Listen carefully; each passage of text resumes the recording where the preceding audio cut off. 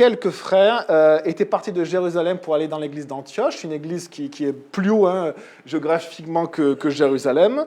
Au niveau de la Turquie, si on monte quasiment jusqu'au niveau de la Turquie, puis on arrive à Antioche, et ils avaient enseigné qu'il fallait se faire circoncire et respecter la loi de Moïse. Et ça avait beaucoup troublé l'église, puisque dans l'église, il y avait beaucoup de non-juifs. Donc les non-juifs qui aimaient Jésus, qui avaient découvert Jésus. Mais quelle phrase incroyable, découvrir Jésus. Qui est Jésus? On le souhaite à tellement de monde. Connais-tu Jésus? Jésus t'aime, si tu pouvais connaître le Fils de Dieu. Et ils ont découvert Jésus, ça a changé leur vie. Et ils grandissent dans l'église. Ils apprennent aussi, après apprendre à connaître Jésus, en parallèle, ils apprennent à connaître l'église. Qu'est-ce que c'est que l'église? C'est une bande de bras cassés, mais pas que. C'est aussi un groupe d'amis en Christ. L'église, c'est les amis de Jésus, c'est les disciples de Jésus. C'est des gens qui ne sont pas plus grands que les autres, pas plus intelligents ou plus sages que les autres, mais ce sont des gens qui se réunissent en un lieu pour célébrer le nom de Jésus-Christ. Et ici, on a du coup des gens qui apprennent à connaître Jésus, qui apprennent à vivre son église. Et voici, en plus de la grande église de Jérusalem, où il y a les apôtres, des gens qui viennent et qui enseignent et qu'il faut devenir juif. Il faut, pour les gars, se faire circoncire, il faut appliquer toutes les lois de Moïse, et ça les trouble, ça les ébranle, ça fragilise leur foi. Eux qui grandissaient en Jésus, qui apprenaient à connaître Jésus, mince, il faut rajouter à Jésus autre chose. Et alors ça les trouble beaucoup, donc l'Église qui doit gérer cette affaire-là. Que faut-il faire des non-juifs? C'était une Église d'ailleurs qui était constituée d'énormément de non-juifs, et plus de non-juifs on pense que de juifs. Alors ils ont la bonne réaction, c'est de s'en référer aux apôtres. Les apôtres qui ont une autorité qui dépasse l'autorité d'une église locale. Donc c'est une autorité qui dépasse l'autorité d'un simple pasteur, on va dire, et c'est ils s'en remettent aux apôtres qui sont à Jérusalem, et ils envoient du coup une délégation, Paul et Barnabas, qui avaient tenu tête à ces gens, et avec d'autres frères. Et on en est là. On avait vu la dernière fois qu'ils avaient exposé le problème, que les apôtres et les anciens s'étaient réunis et ils avaient statué avec toute l'Église. Et on avait lu l'intervention de Jacques et l'intervention en premier de Pierre. Pierre, un apôtre, et Jacques, c'est le frère de Jésus, qui était un ancien reconnu dans l'Église, qui était très important dans le milieu juif, les chrétiens juifs. Et donc, ils ont statué, et donc là, voici, c'est la suite. Ils vont maintenant envoyer une lettre écrite à l'église d'Antioche, mais pas uniquement Antioche, puisqu'on lit en Syrie et en Cilicie, donc ça va être une lettre qui va être lue dans beaucoup d'églises dans cette région-là. Et on commence au verset 22. « Alors il parut bon aux apôtres et aux anciens, ainsi qu'à toute l'église », le terme c'est « avec toute l'église », de choisir parmi eux Jude, appelé Barsabas, et Silas, des hommes estimés parmi les frères, et de les envoyer à Antioche avec Paul et Barnabas. Il parut bon aux apôtres et aux anciens avec l'Église, les responsables avec l'Église.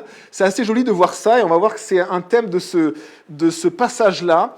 Les responsables, ils ont dû exprimer leur volonté à l'Église. On a vu ça avec Pierre et avec Jacques, de la part de Dieu. Et ici, on voit que c'est les responsables avec l'Église qui décide d'envoyer deux personnes, Jude et Silas. Jude qui est aussi appelé Barsabas, fils de Sabas, je ne sais pas la signification, c'était son surnom. Et on voit simplement que les responsables, il va y avoir ce lien dans ce texte-là entre les responsables et l'Église, les responsables qui agissent selon le bien de l'Église, qui vont rechercher la volonté de Dieu, la direction du Saint-Esprit, et l'Église qui est avec ses responsables. C'est pas les uns d'un côté, les autres de l'autre, c'est ensemble. Et on va voir que ça va traverser le texte. Et donc, il décide d'envoyer deux personnes avec Paul et Barnabas. Et on voit que le critère qu'ils ont, ce sont des frères estimés. Ce terme est très intéressant parce que estimé, en grec, c'est à la fois considéré estimé, mais c'est aussi celui qui est capable de porter un message. Celui qui porte la parole. Et quand Paul et Barnabas, ils étaient à Lystre, vous savez, quand on les a considérés comme des demi-dieux, on les appelait Zeus et Hermès. Et Hermès, c'est le porte-parole, c'est le même mot qui est utilisé, celui qui porte la parole, celui qui porte le message. Et donc c'est le même mot, et dans d'autres textes, on voit que ce mot est utilisé pour celui qui porte la parole. Donc ils ont choisi des personnes qui étaient capables de porter le message. Et on voit par la suite que dans la lettre, ils ont pour rôle, un rôle qui est vraiment extrêmement simple, un rôle de simplement, verset 27, « Nous avons donc envoyé Jude et Silas qui vous annonceront de vive voix les mêmes choses. » Et donc on voit quelque chose d'intéressant, c'est que Jérusalem, par les responsables, écrit une lettre, mais envoie avec cette lettre 2 personnes de l'Église qui, eux aussi, ont pour mission de porter une lettre. Ils ont une lettre écrite et ils ont une lettre orale. Ils ont la lettre écrite et ils ont 2 personnes qui vont dire exactement les mêmes choses et on y reviendra par la suite. Et on voit également que Barnabas et Paul, eh bien, ils sont aussi considérés par l'Église de Jérusalem comme des personnes estimées, c'est-à-dire simplement capables aussi de porter la parole. Il est dit dans le verset 26, nos bien-aimés Barnabas et Paul, ces hommes qui ont livré leur vie pour le nom de notre Seigneur Jésus. Ce qui est intéressant, c'est que on avait des personnes qui étaient montées à Jérusalem sans être missionnées et qui avaient donné un enseignement qui venait d'eux. Et à côté, on a 2 autres personnes qui donnent leur vie pour Christ.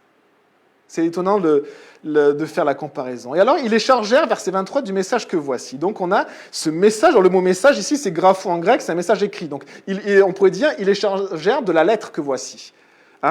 Et donc, on voit qu'il va y avoir un message écrit, un message oral. Le message écrit, c'est la lettre, le message oral, c'est les 2 personnes, c'est Jude et Silas. Eux-mêmes sont les messages. On vous envoie les messagers, les porteurs de parole. Et il y a aussi cette lettre. Et la question que je me suis posée, c'est est-ce que nous aussi, on est capable de porter la parole? Est-ce que devant Dieu, on est aussi estimé par Dieu?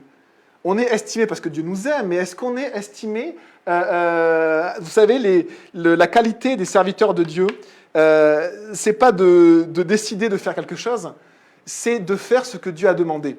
Et parfois, le Seigneur, il dit à un roi, il dit à une église, il dit à un peuple, mon serviteur va vous dire tout ce que je lui ai prescrit. Comme si Dieu sait, il a confiance que son serviteur va vraiment redire tout ce que lui-même a dit. Sommes-nous ce genre de personnes? Et on se souvient de ces gens qui sont montés à Jérusalem, eux, ils portaient un autre message. Un message que l'église de Jérusalem ne leur avait pas donné. Un message qu'eux avaient décidé. Et donc on a ces frères estimés qui sont porteurs de la parole. Jésus va dire dans Luc 10, verset 2, il va dire « La moisson est grande, mais il y a peu d'ouvriers. » Les ouvriers, ce sont les serviteurs de Dieu, les servantes de Dieu. Et Jésus dit ceci, « Priez donc le maître de la moisson d'envoyer des ouvriers dans sa moisson. » Le problème dans ce monde n'est pas que Dieu n'agit pas, parce que Dieu agit et il produit plein de choses dans ce monde. Le problème de ce monde, c'est qu'il manque des ouvriers. Il manque des gens capables, non de se missionner eux-mêmes et de dire « moi je vais faire ça », mais de faire ce que Dieu leur demande. C'est ça des ouvriers. Il manque des ouvriers, des personnes qui apprennent à écouter Dieu, à vivre le corps de Christ, à être soumis au Seigneur. Et simplement à rapporter, à devenir des messagers de ce que Dieu dit, des messagers de bonnes nouvelles. Qu'ils sont beaux, les pieds de celui qui apporte de bonnes nouvelles. Vous savez, avant, les lettres étaient souvent des lettres orales. On envoyait une personne d'une ville à l'autre, et c'était un coureur. Il y avait des coureurs même professionnels qui faisaient des fois des centaines de kilomètres en courant. Et pour annoncer une nouvelle, parfois c'était des mauvaises nouvelles, et parfois c'était la nouvelle d'une victoire. Et on a ce fait historique, c'est que quand les Perses ont attaqué la Grèce lors d'une bataille qui normalement était perdue d'avance, eh bien les Grecs ont gagné. Et ils ont envoyé, je pense que c'était dans la ville de Marathon, d'où après le terme de Marathon, ils ont envoyé un coureur, un messager de bonnes nouvelles, annoncer la victoire. Et il a fait une quarantaine de kilomètres. Il était épuisé, il a annoncé cette bonne nouvelle. Nous avons vaincu. Et les chrétiens, c'est un peu ça. Dieu les envoie simplement pour dire, au péril de leur vie, cet homme est mort. Cet homme, historiquement, on sait qu'il est mort parce qu'en fait, il l'avait combattu.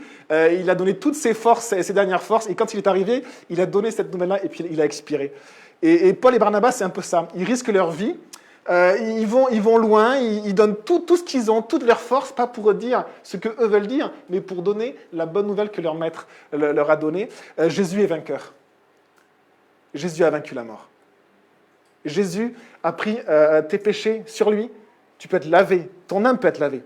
Tu peux être sauvé, tu peux devenir un fils de Dieu, une fille de Dieu.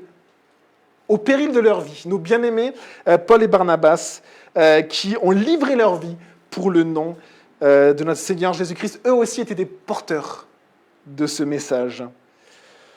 Et alors, on lit la lettre qui est envoyée du coup à Antioche. Les apôtres, les anciens et les frères, aux frères et sœurs d'origine non juive qui sont à Antioche, en Syrie et en Cilicie, salut. Nous avons appris que des hommes partis de chez nous, mais sans aucun ordre de notre part, vous ont troublé par leur discours et vous ont ébranlé en vous disant de vous faire circoncire et de respecter la loi. Et donc, il y a ces hommes. Le texte, en fait, finalement, rapporte une deuxième fois la situation. Donc, nous, on l'enseigne une deuxième fois.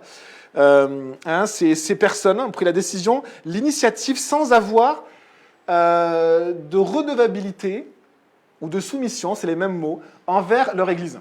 C'est-à-dire qu'ils sont partis de Jérusalem, ils venaient de Jérusalem, et ils vont aller à Antioche, ils vont enseigner leur message.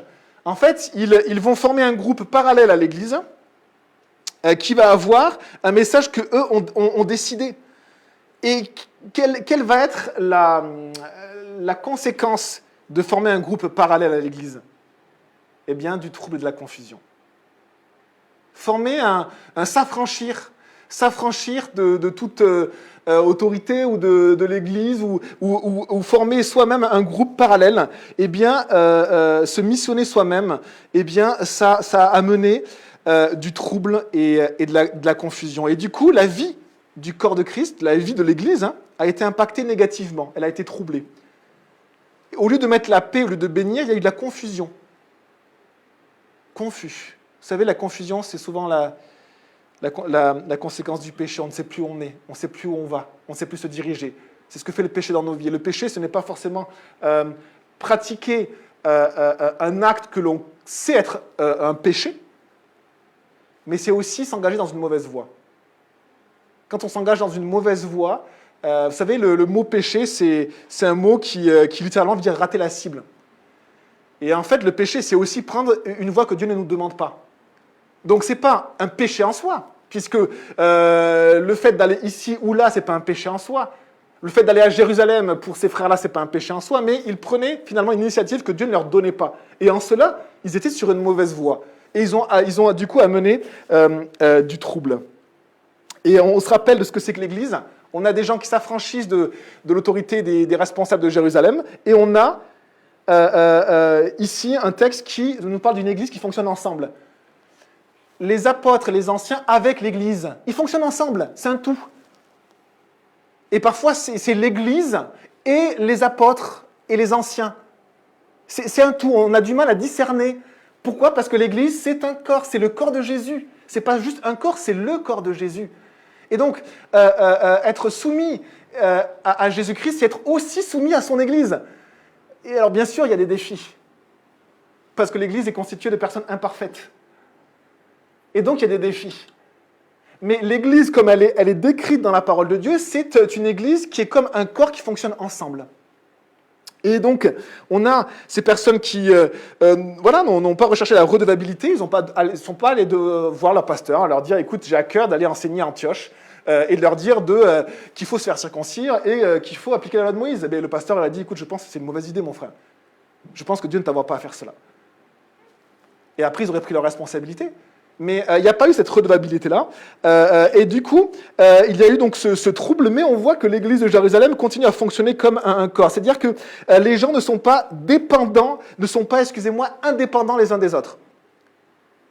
Et vous savez, le chrétien n'est pas un être indépendant. Le chrétien ne s'affranchit pas de ses frères et sœurs. Le chrétien apprend à vivre dans le corps de Christ avec ses frères et sœurs. C'est un défi énorme. Et le plus grand problème de l'Église, j'allais dire, ça peut être le pasteur, j'allais dire, c'est pas forcément le pasteur, ça peut être le pasteur. En fait, c'est moi-même. Chacun peut le dire. Le plus grand défi de l'Église, c'est pas l'autre, c'est moi. Parce que pour intégrer l'Église, pour vivre l'Église, eh bien, Pierre, je crois, va dire cette très belle phrase « Soyez soumis les uns aux autres ». Si vous voulez être fonctionnel et que Dieu a choisi que vous soyez un avant-bras, il va falloir que vous soyez soumis à la main et soumis au coude et soumis à l'autre partie du bras, qui elle-même doit être soumise à l'épaule, qui doit être soumise au corps, sinon l'avant-bras ne va pas fonctionner. L'avant-bras tout seul, c'est un morceau de chair morte. Et on a cette folie de penser que maintenant ça suffit, moi je vais faire. Moi je vais faire, moi je vais aller enseigner. Je vais aller enseigner l'église d'Antioche et je vais lui dire. Et le problème, c'est qu'en fait, on s'affranchit de ce fonctionnement du corps où il y a une soumission les uns envers les autres. Et il y a ce lien constamment dans le Nouveau Testament, être dépendant de Jésus et dépendant de son Église. Et ça ne veut pas dire... comment dire, ça ne veut pas dire ne pas exprimer nos doutes ou ne pas exprimer notre incompréhension. Et en fait, il y a un verset qui dit « le faire aiguise le faire ». C'est-à-dire que quand on met des gens ensemble, forcément, il y a des étincelles. Forcément. On se reçoit une remarque. On va être blessé. Nous-mêmes, on prend un peu de place, on prend chacun de la place et du coup, on va embêter mon frère, ma sœur. C'est le plan de Jésus. Le plan de Jésus, c'est l'Église pour la terre. Et Jésus veut révéler sa gloire au travers de l'Église. On pourrait dire, Seigneur, est-ce que tu ne serais pas loupé depuis 2000 ans, là, quand même? Et pourtant, c'est toujours son plan. Parce que la parole de Dieu ne change pas. Et donc, c'est un défi pour chaque Église, c'est d'essayer de vivre par le Saint-Esprit, par la parole de Dieu, qui fait ce lavage, qui crée cette cohérence, qui interconnecte les gens les uns avec les autres. Et ça, c'est l'action de l'Esprit Saint. Personne ne peut le faire. Personne ne peut dire, toi, tu seras le gros orteil. On ne peut pas. C'est le Seigneur, le Saint-Esprit, qui agit et qui fait une œuvre. Et la seule chose qu'on peut faire, c'est laisser le Seigneur agir et essayer de vivre avec sagesse. Et donc, on a ces personnes donc, qui, sans aucun ordre de la part de l'église de Jérusalem, ont troublé l'église d'Antioche. Et verset 25, c'est pourquoi nous avons décidé d'un commun accord de choisir des délégués. Littéralement, ce sont des hommes, qui vont avoir cette fonction déléguée, mais littéralement, ce sont des hommes, donc, et de vous les envoyer avec nos bien-aimés Barnabas et Paul, ces hommes qui ont livré leur vie pour le nom de notre Seigneur Jésus-Christ. Regardez ce terme, c'est pourquoi nous avons décidé d'un commun accord. Si vous lisez les 5 premiers chapitres des Actes, ce qui décrit l'Église, c'est tous ensemble, d'un commun accord, d'un même cœur. C'est le même mot en grec, c'est homo-tumadon, d'un même cœur, comme si c'était un seul corps, ensemble. Et ensemble, ce n'est pas forcer le fait d'être ensemble, c'est l'action de l'Esprit qui agit et qui emmène le corps de Christ à fonctionner ensemble, dépendants les uns des autres. Le Seigneur veut former dans le cœur de chaque brebis un cœur dépendant et pas un cœur indépendant. Et moi, c'est la même chose pour moi. Je suis j'allais dire ni au-dessus ni au-dessous. Si, je suis au-dessous. Mais en fait, c'est la même chose pour chacun. Une brebis, le caractère d'une brebis, c'est qu'elle est dépendante de son berger, de Jésus, et elle est dépendante du troupeau. Si vous mettez une brebis, seule, eh bien, elle va être fragilisée et elle va être attaquée par l'ennemi, un ours, un loup, une bête féroce. Et c'est exactement ce que nous vivons dans l'Église. C'est exactement ce que nous continuons à vivre. C'est que toute brebis qui à un moment donné, se dit « j'ai pas forcément besoin du troupeau, parce que je suis quand même bien seul », eh bien, on est dans une situation de vulnérabilité. Alors au début, on se dit ça va finalement, ça se passe bien. Et on ne réalise même pas que nos propres pensées change, que notre discernement change, que des fois on est même juste à côté de la plaque et finalement on a juste besoin du berger et du troupeau. Et comment ont-ils pris cette décision d'un commun accord? Est-ce qu'ils ont voté? Et j'ai marqué ceci, effectivement, voter, c'est un bon moyen de régler le problème d'insoumission des Français. Les Français sont insoumis, on est tous insoumis à l'autorité. On a vraiment, je trouve, en France, un problème avec l'autorité, c'est-à-dire que l'autorité est toujours responsable, on tape toujours sur les chefs, on tape toujours sur celui qui est au-dessus, et bien on vote alors. Comme ça règle les choses, on vote, et puis le plus grand nombre l'emporte. Et je crois que ce n'est pas le modèle de l'Église. Je crois que le modèle de l'Église, c'est apprendre à vivre par le Saint-Esprit. C'est rechercher la direction de l'Esprit Saint. Ensemble, rechercher la direction de l'Esprit Saint. Et on voit que les apôtres et les anciens, leur seul rôle, on pourrait dire, c'était de rechercher la direction de l'Esprit Saint et de l'exposer à l'Église. Et ce qui est beau, c'est que l'Église, elle est connectée. Elle est connectée à ses responsables, et c'est comme si on a du mal à dissocier les deux, parce qu'ils sont connectés, ils fonctionnent ensemble. Les apôtres et les anciens, avec l'Église, ont décidé d'envoyer Jude et Silas. L'Église et les apôtres et les anciens ont accueilli Paul et Barnabas.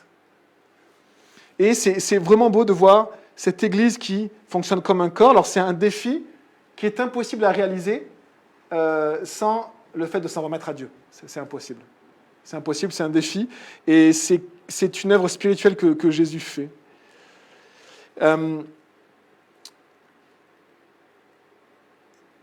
D'un commun accord, c'est tellement joli de voir que c'est la description de l'Église dans les premiers chapitres des Actes. C'est le mot qui décrit le fonctionnement harmonieux du corps de Jésus, de l'Église, et c'est vraiment l'état en bonne santé du corps de Christ.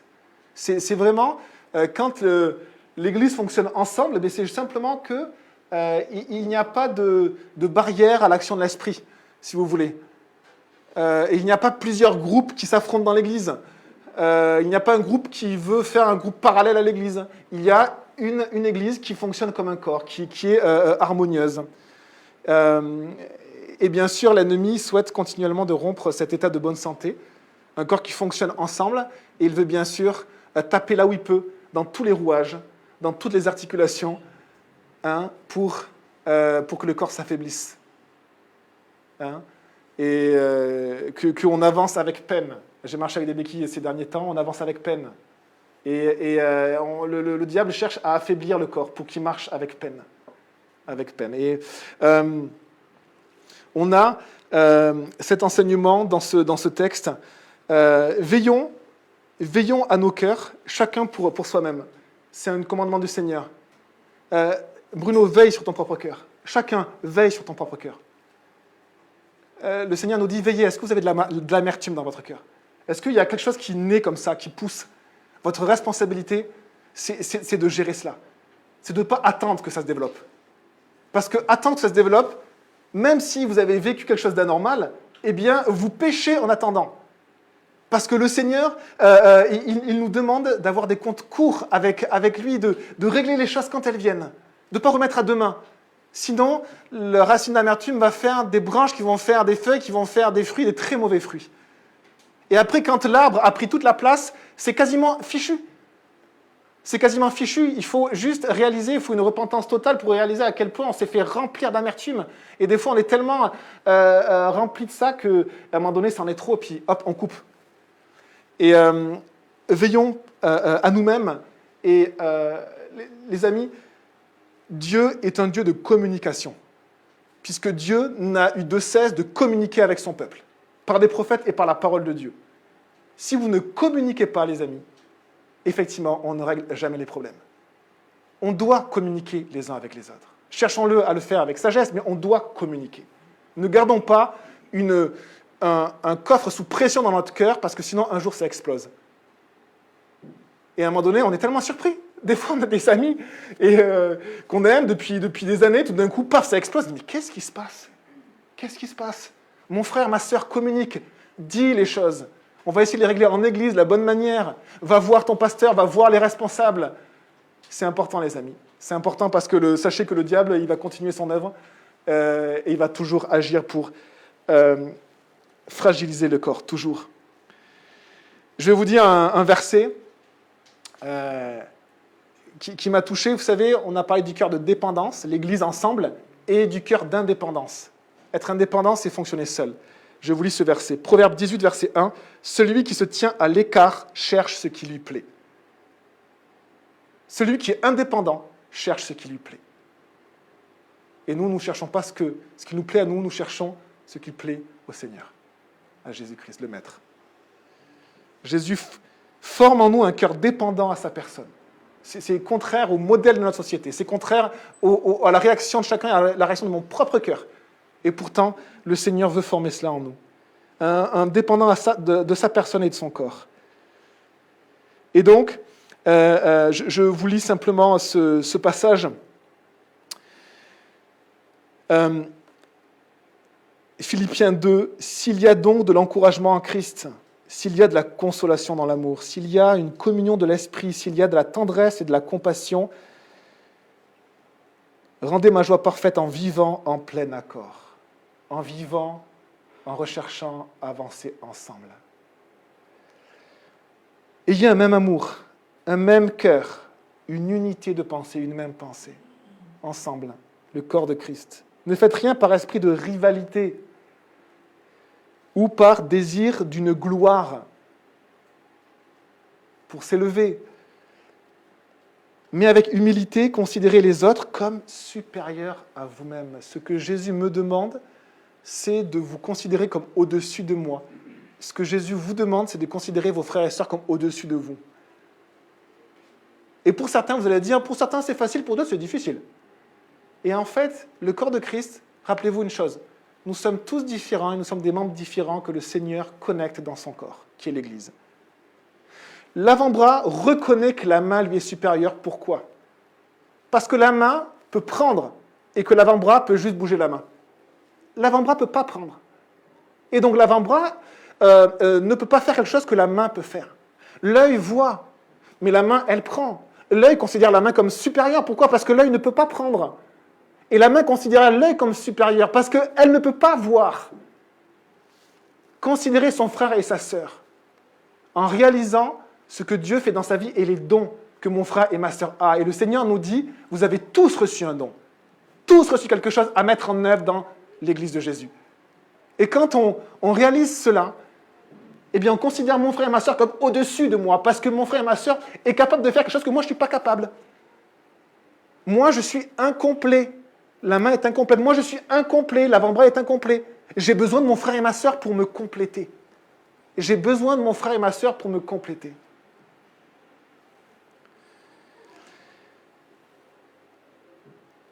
Que chacun de vous, au lieu de regarder ses propres intérêts, regarde à ceux des autres. Que votre attitude soit identique à celle de Jésus. Vous savez, Jésus, il n'a pas voulu construire un grand mouvement idéologique. Sinon, il n'aurait pas terminé tout seul. Et Jésus, ce qu'il a fait, c'est un échec. À un moment donné, tout le monde le quitte. Parce que Jésus continue à faire ce que Dieu lui demande et continue à enseigner la parole de Dieu. Tout le monde le quitte, ils ne sont plus que 12. Alors qu'ils étaient des centaines et des milliers. Il y avait même à un moment donné 5000 hommes qui ont été nourris par Jésus, 5000 hommes, plus les femmes, plus les enfants, on pense que c'est peut-être 13 000 personnes. Là, ils ne sont plus que 12. Et Jésus leur dit, est-ce que vous aussi, vous voulez me quitter ? Et alors Pierre a la bonne réponse. Il a dit, mais auprès de qui irions-nous ? Jésus. Tu as les paroles de la vie éternelle. Jésus est venu pour donner sa vie. Et le modèle que nous avons dans l'Église, c'est donner notre vie pour nos frères et sœurs. C'est le modèle de Jésus. C'est le modèle. Le modèle, ce n'est pas de s'élever, ce n'est pas de rechercher le succès, c'est de donner sa vie pour ses frères et sœurs. Verset 27 de Actes 15. « Nous avons donc envoyé Jude et Silas qui vous annonceront de vive voix les mêmes choses. » C'est tellement beau cette phrase-là. On avait parlé de cette lettre écrite qu'on est en train de lire. C'est la lettre, vraiment, ce qu'on est en train de lire. Vous avez la citation de la lettre du verset 23 au verset 29. Et puis dans cette lettre-là, on voit qu'il y a une autre lettre, une lettre vivante. La première lettre, c'est la lettre écrite. La deuxième lettre, c'est Jude et Silas eux-mêmes. Et quel est le rôle de Jude et Silas ? C'est d'annoncer de vive voix exactement les mêmes choses. Les amis, je pense que Dieu nous envoie pour simplement porter sa parole dans le monde, et nous n'avons rien à inventer. On n'a pas à inventer des nouveaux trucs dans la Bible, on a à être imprégné de la parole de Dieu et de la transmettre. On n'a pas à inventer des nouvelles doctrines qui vont frapper, qui vont... Waouh. Non, on a juste à être imprégné de la parole de Dieu et à la porter. Ils vont juste vous annoncer de vive voix les mêmes choses. Il y a un témoignage écrit, il y a un témoignage oral. C'est pareil aujourd'hui. Le Seigneur donne un témoignage écrit qu'aucune civilisation ou œuvre humaine n'a réussi à détruire, malgré sa volonté. Donc on a ce témoignage écrit, c'est la Bible, ça restera la Bible, la parole de Dieu. Jusqu'au bout, ça restera la Bible, le témoignage écrit.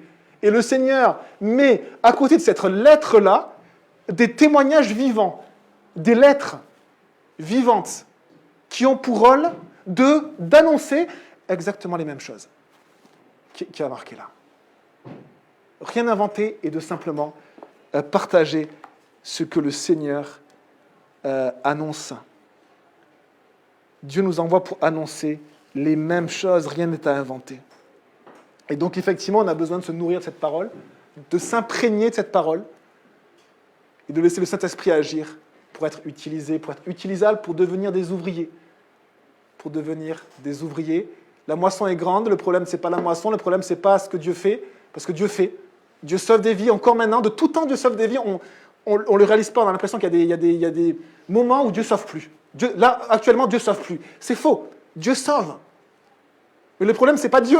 Le problème, c'est moi, c'est nous. Le problème, c'est les ouvriers qui ont un cœur d'indépendance, qui pensent qu'ils peuvent faire par eux-mêmes. Non, on doit être connecté à Dieu, à l'Esprit rempli de la parole de Dieu. Verset 28, en effet, il a paru bon au Saint-Esprit et à nous de ne pas vous imposer d'autre charge que ce qui est nécessaire. On voit que les apôtres, les responsables qui vont écrire cette lettre, ils disent « il a paru bon au Saint-Esprit et à nous ».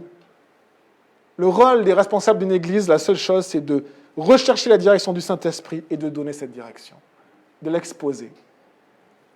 Et donc, les responsables cherchent la direction du Saint-Esprit, ils la donnent à l'église. Et l'église l'accueille avec joie. Et on voit qu'ici, il y a une autorité qui dépasse quand même l'église locale. Parce qu'on est dans l'église de Jérusalem, mais ils vont envoyer une lettre dans les autres églises. Et là, il y a une chose qu'il faut quand même réaliser, c'est que dans l'église de Jérusalem, il y avait des apôtres. Et un apôtre, c'est un appel de Dieu qui est particulier et dont l'autorité dépasse l'église locale. Je n'ai pas du tout cet appel-là. D'accord ? Et je pense qu'il y a des hommes de Dieu qui ont cet appel-là, qui ont une autorité qui dépasse, ils ne l'imposent absolument pas, mais c'est souvent vers ces personnes-là que l'on va aller pour, quand il y a des questions épineuses qui dépassent la simple vie d'une église, eh bien c'est auprès d'eux qu'on va aller pour juste essayer de trouver la direction et la bonne direction. Donc il y a vraiment cette autorité apostolique ici des apôtres de Jésus. Verset 29, et alors on va lire, on relit ce qui a été décidé par les apôtres. Donc, ils vont prescrire ceci aux non-juifs. Donc, rien n'imposer d'autre. Vous avez le droit de croire en Jésus sans imposer autre chose, parce que c'est ce que le Seigneur a dit. Pierre, il avait dit, nous croyons que c'est par la grâce du Seigneur Jésus que nous sommes sauvés, tout comme eux, juifs et non-juifs. Et il avait dit ceci, verset 10, « N'imposons pas aux Juifs des exigences que ni nos ancêtres, ni nous n'avons été capables de remplir. » Paf.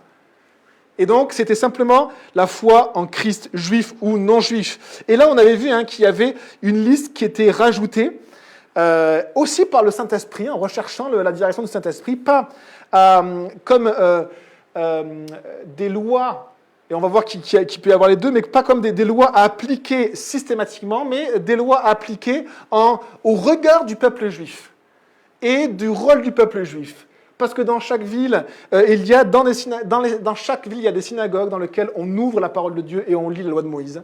Et donc, par respect pour le peuple juif, mais surtout pour ne pas être une occasion de chute pour le peuple juif, eh bien, le Saint-Esprit a donné cette conviction aux apôtres de rajouter des choses qui ne sont pas dures à appliquer, mais qui vont faire en sorte de ne pas être une occasion de chute envers le peuple juif. Et cette liste est la suivante. Vous abstenir des viandes sacrifiées aux idoles, du sang, des animaux étouffés, de l'immoralité sexuelle. Vous agirez bien en évitant tout cela. Il y a des règles qui sont absolument rituelles et qui sont spécifiques dans la relation entre chrétiens et juifs, mais il y a aussi des règles dedans qui sont générales encore pour nous aujourd'hui. C'est ce qui est très étonnant.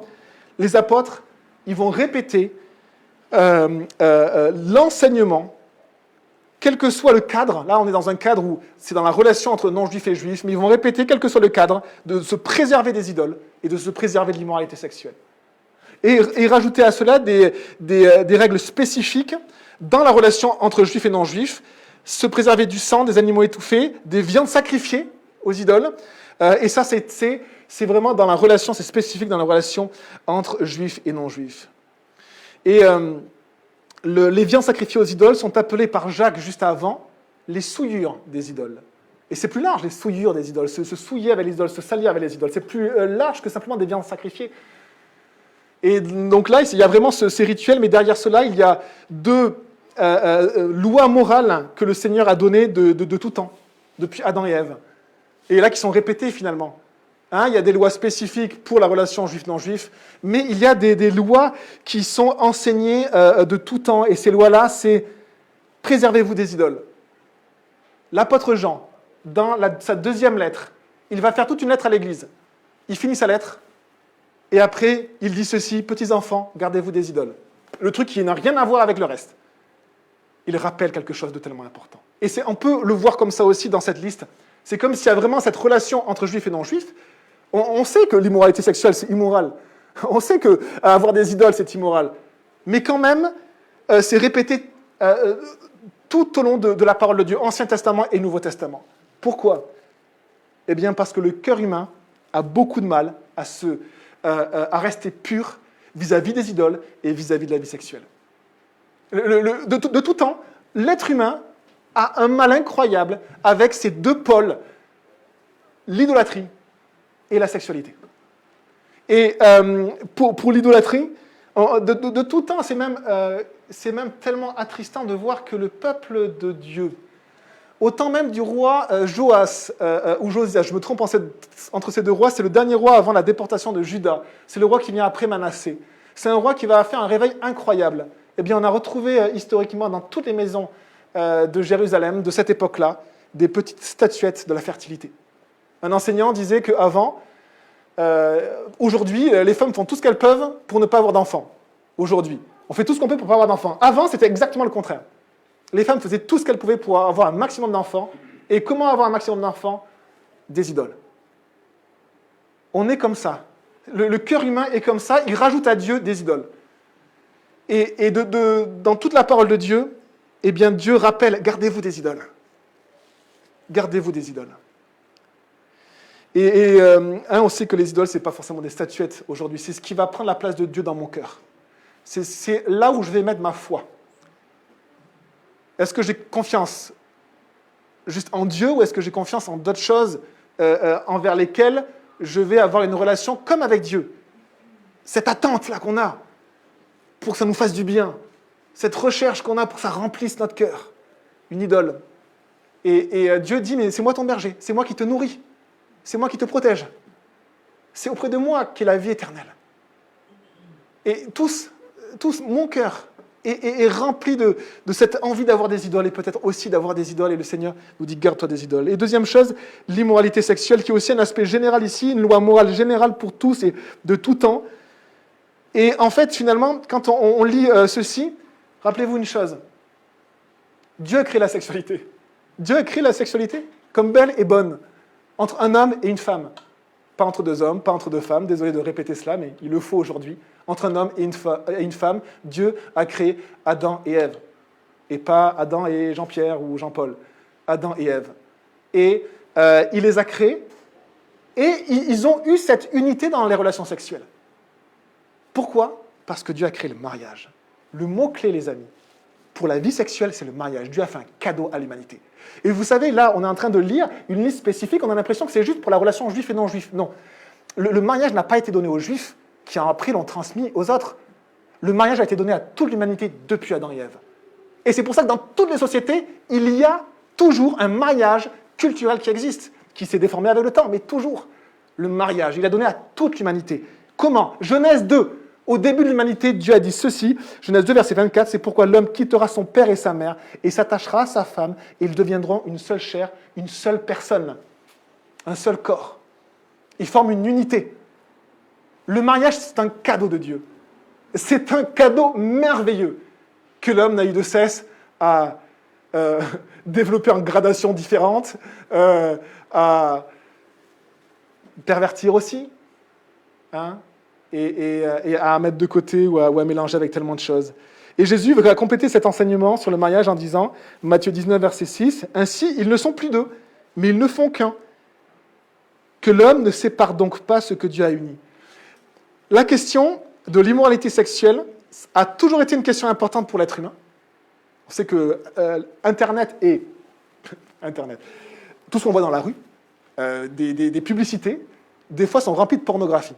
Des publicités que nos enfants voient. Nos portables sont remplis de pornographie. Internet est rempli de pornographie. Et donc, dans l'immoralité sexuelle, c'est tout ce qui n'est pas lié à la sexualité dans le mariage. Et en fait, au lieu de se dire « Ah bon, parce que je suis privé de ça, de ça, de ça, de ça », c'est juste que Dieu, depuis le début, il a donné un cadeau à l'être humain, c'est le mariage. C'est un cadeau que Dieu a donné. Et la question n'est pas « Comment revenir en arrière dans ma vie ?» parce que Dieu pardonne ma vie passée et me permet de recommencer à zéro. Mais c'est simplement, c'est comment mettre aujourd'hui ma vie en règle avec Dieu pour que ma vie sexuelle soit pure devant Dieu. Et Dieu ne cesse de vouloir faire des cadeaux aux hommes. Il a donné le mariage, il a donné bien sûr le souffle de vie, il a donné cette création, il donne l'évangile, il donne Jésus. Dieu n'a de cesse de faire des cadeaux à l'être humain. Est-ce que ma vie est un cadeau pour Dieu ? Dieu me fait plein de cadeaux. Est-ce que ma propre vie, c'est un cadeau pour Dieu ? Verset 30. Ils prirent donc congé de l'Église.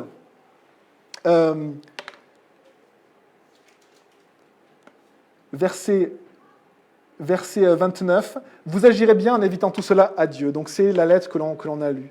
Et verset 30, ils prirent donc congé de l'Église et allèrent à Antioche, où ils réunirent l'assemblée et lui remirent cette lettre. Donc on vient de lire cette lettre, de l'enseigner, et après cette lettre-là, regardez, cette lettre, elle est lue. Regardez, là, et n'oubliez pas qu'il y a deux lettres. Regardez la conséquence. On en fit la lecture et tous se réjouirent de l'encouragement qu'elle leur apportait. La parole de Dieu, la direction du Saint-Esprit, l'encouragement. Et regardez ensuite la deuxième lettre. La deuxième lettre, c'est Jude et Silas. Jude et Silas, qui étaient eux-mêmes prophètes, encouragèrent les frères et sœurs et les fortifièrent en leur parlant longuement. Ils sont encouragés par la lettre écrite, ils sont encouragés par la lettre vivante. C'est porteur de la parole, c'est porteur de la bonne parole, c'est porteur de la parole de Dieu. On voit ici que à la fois cette lettre, à la fois Jude et Silas encouragent l'Église, que le cadeau que Jérusalem a fait à Antioche et aux autres églises, c'est à la fois cette lettre et à la fois Jude et Silas. Ils envoient Jude et Silas un cadeau. Ils envoient Jude et Silas et ça encourage toute l'Église, c'est beau.